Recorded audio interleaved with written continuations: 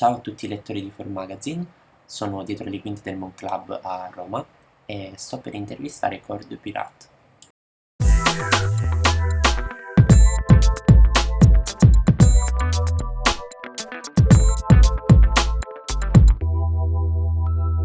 You already performed in Milan yesterday. It was a nice concert, I hope. Did you like Italian audience? Do you like Italy? I love Italy. It was tough because I didn't know if I had to talk in English or in French, whereas in Spain or anywhere else, I speak in English automatically, and it was hard for me to know, like in Milan, because there's a lot of people that speak French in Milan, and I didn't know if I had to speak French or not. I don't know what it's going to be like tonight because I'm sure there are a lot of people that speak French in Rome. I just don't know exactly if people in Italy will speak English automatically, or you can tell me. Or do they speak more English or French? I don't know. I think more English. Yeah, I figured.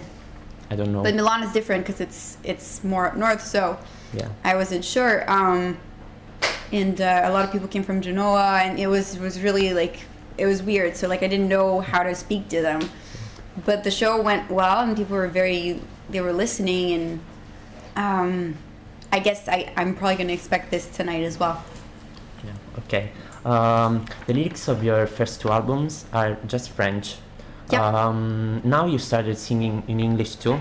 Roses, your latest record, is both English and French. Why did you decide to start writing songs in English too?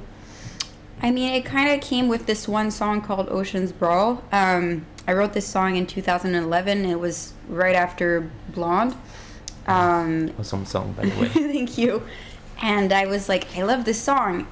I can't just record one song in English on the record. I have to do more songs.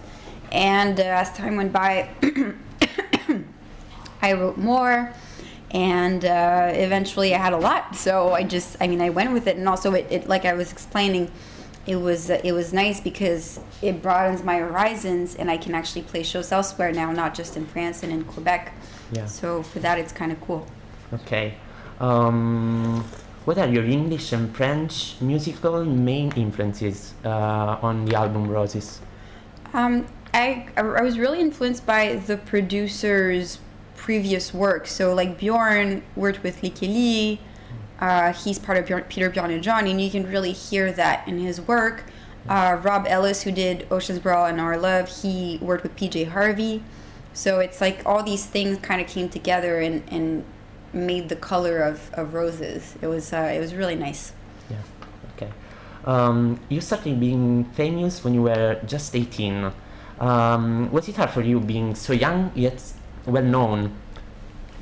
Well, it wasn't like Justin Bieber famous, so it wasn't like on that level.